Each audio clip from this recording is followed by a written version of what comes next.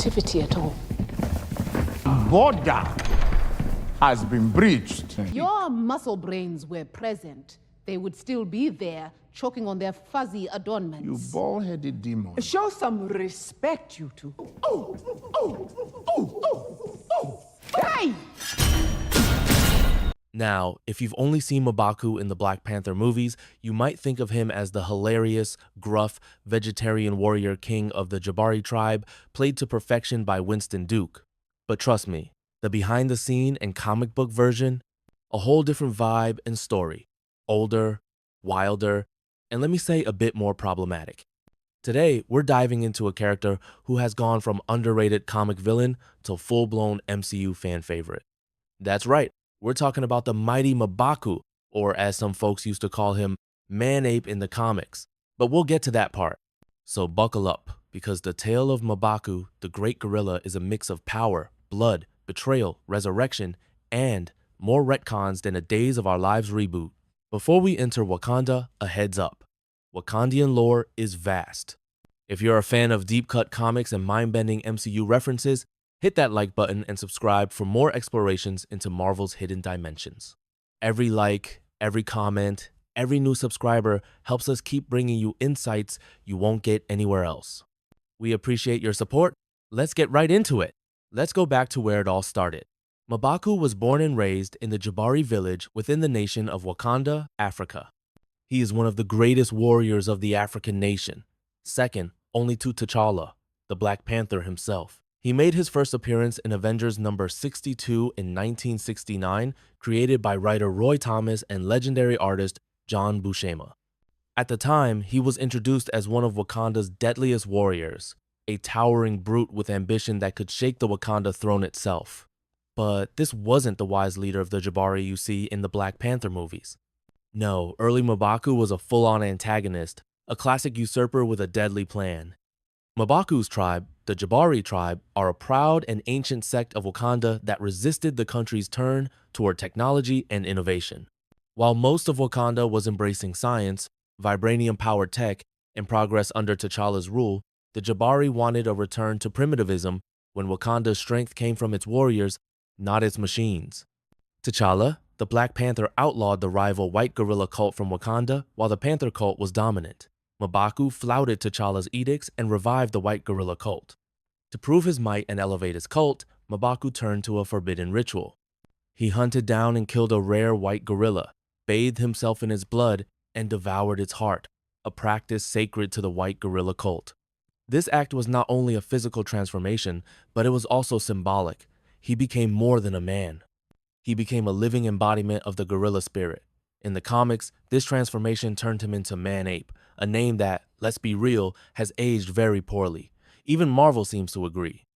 While the name Man-Ape stuck around in the comics for years, the MCU wisely rebranded him as simply M'Baku, dropping the controversial name entirely while elevating his character to one of depth, honor, and surprising humor.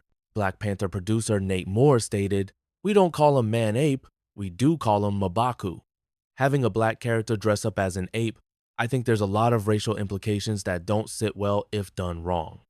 But the idea that they worship the gorilla gods is interesting, because it's a movie about the Black Panther who, himself, is a sort of deity in his own right. M'Baku, calling himself the Man-Ape, openly challenged the Panther's right to rule. After a protracted battle, the Man-Ape bested the Panther. However, when he bound T'Challa to the giant statue of a panther and tried to topple it upon his enemy, the statue instead crumbled, burying M'Baku. Now, in terms of powers, M'Baku isn't just some muscle-bound chump. Thanks to the gorilla ritual, he gained superhuman strength, durability, and stamina. We're talking strength on par with a full-grown silverback gorilla. He can lift over 2 tons, no problem. He's been shown physically restraining heavy hitters like Captain America and Wonder Man without breaking a sweat. The guy's built like a brick wall and fights like a freight train. He's also got stamina for days. M'Baku has fought for hours, even up to 24 hours, without showing signs of fatigue. And while you might think someone 7 feet tall and pushing 350 pounds would move like a dump truck, he's surprisingly agile. Think King Kong doing parkour. Yeah, it's that wild, and don't sleep on his durability. This man has survived falling from 100 feet in the air, being crushed by a giant panther statue and going toe-to-toe with powerhouses like Vision, Black Panther, Goliath, and more. He might not be invincible, but he's got the kind of resilience that makes Wolverine raise an eyebrow. Just don't pit him against a vampire demigod like Morlun. In Black Panther Volume 4, Number 4, Morlun straight up disintegrated him. Yep, that happened. But here's where it gets weird. 3 years later, M'Baku is suddenly alive and well in Villains for Hire number 3 in 2012. No explanation, no resurrection arc. He just pops back up like nothing happened, and no one in the Marvel Universe bats an eye. Welcome to comics, folks. To be fair, Marvel sort of cleaned this up in Black Panther, Long Live the King, number 3, in 2018. In that issue, it's revealed that Baron Macabre used dark resurrection magic to bring M'Baku back from the dead. It even gave him temporary access to mystic energy. He was literally throwing arcane energy bolts at Black Panther. But that magical power never shows up again, like ever. Another one of those don't worry about it Marvel moments. Speaking of contradictions, M'Baku has also died off-panel during Ta-Nehisi Coates' epic run on Black Panther Volume 6. In issue number 4, it's casually mentioned that he's dead, and his brother Mandela has taken over the Jabari. And then, boom, he's back again with no explanation. This guy's more resilient than Loki on contract renewal day. Now, outside of trying to overthrow T'Challa every other Tuesday, M'Baku has had a few surprising turns. He's been a member of the Masters of Evil, the Lethal Legion, and even Misty Knight's vigilante crew in Villains for Hire.